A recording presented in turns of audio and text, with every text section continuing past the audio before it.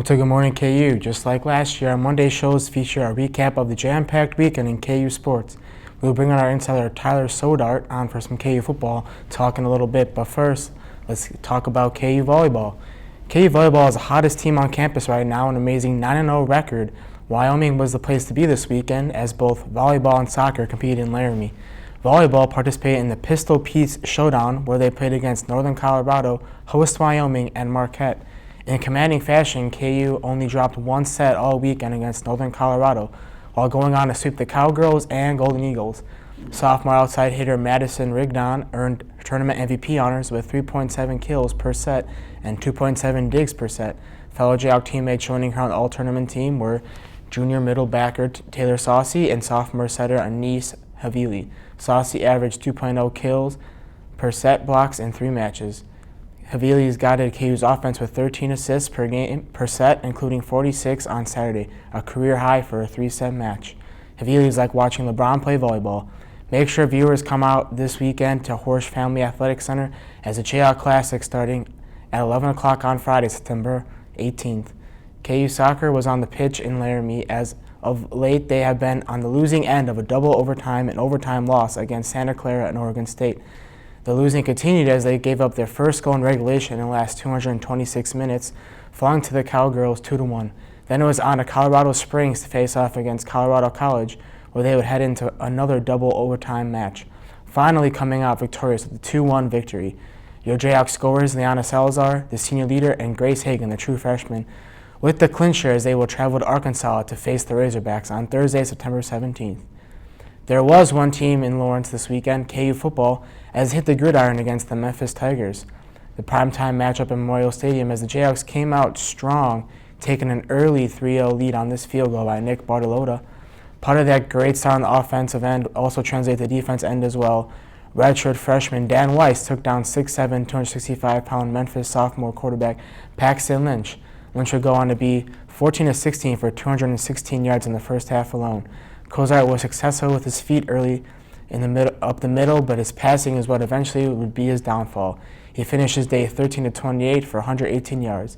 As I alluded to earlier, KU wouldn't hold their short lead for too long as Memphis would score on their first possession. After a series of short runs, the Tigers were able to push through the Jayhawk line and take the lead 7-3. Sam Kraft, the hometown product, with the TD on that one. This was also a game of many missed opportunities. A great example on this muff punt dropped by the Tiger returner as the Jayhawks did not come out the winners of that scrum, and from that moment it started going downhill. Memphis would instead come over on their near turnover and extend their lead by 3, 10-7. Only a few positives would go right for Kansas on the night. Short passes like this one from Kozart to his tight end Kent, but short passes can only get you so far, as 3 points would be the story of the night as far as scoring would go for the Jayhawks. No field goals were missed as Bartolotta and Matt Wyman were perfect on the night. The second positive. Kozart in the air raid offense, taking the snap from the gun as he always does. Seeing this huge overthrow by Kozart, it's easy to see why only short passing was successful.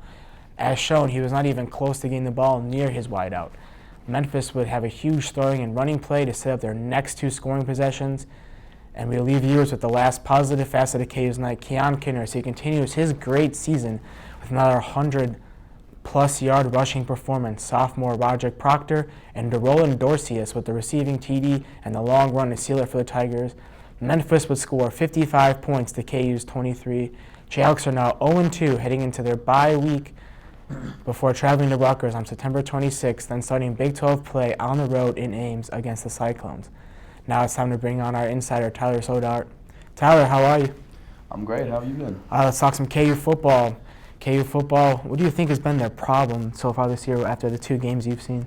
I definitely think our biggest issue has to be our passing game. I think that if you can't complete a passing game, you can't have a lot of offense. But it seems to be football is kind of a reoccurring problem on this campus. We have our great volleyball team, we have great soccer, but just seems to just not be clicking.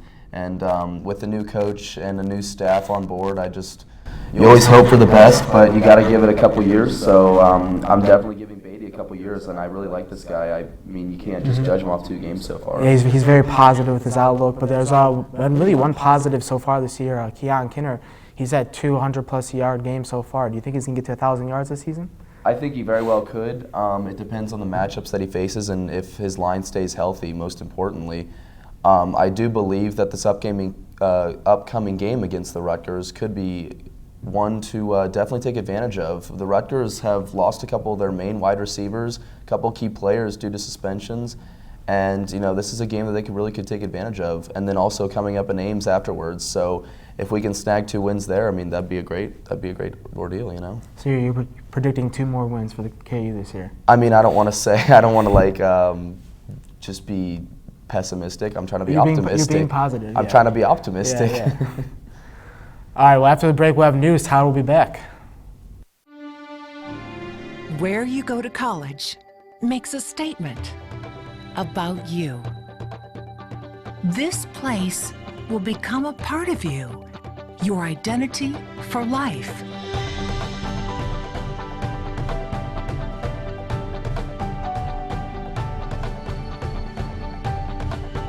The University of Kansas.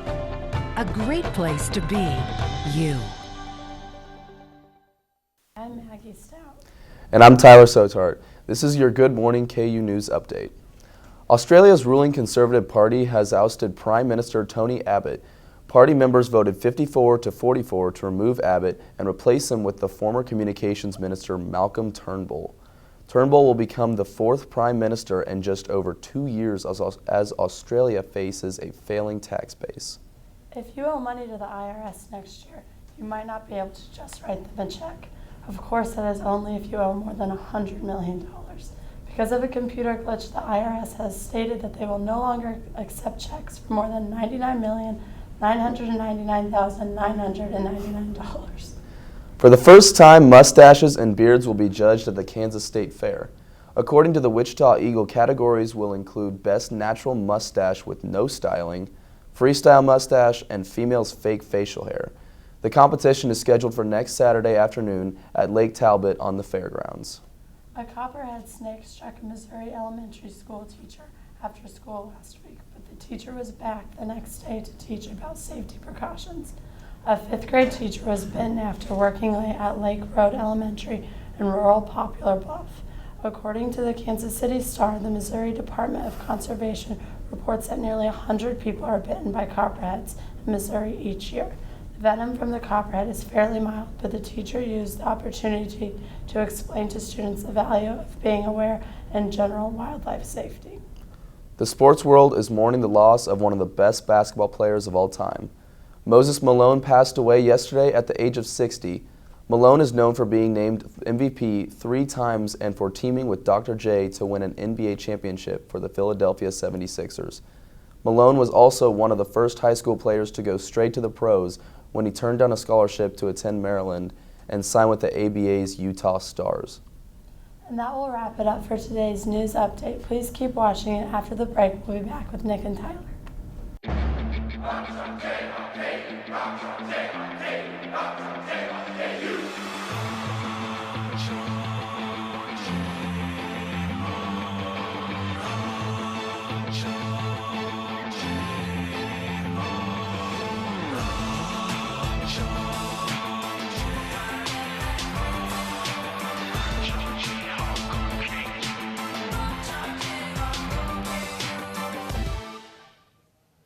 Welcome back to Good Morning KU. Nick Cousin alongside Tyler Soda. Let's talk some Chiefs. Yesterday, they got off to a great start, but almost lost it there in the 4th quarter. Texans came back. What were your impressions of the game?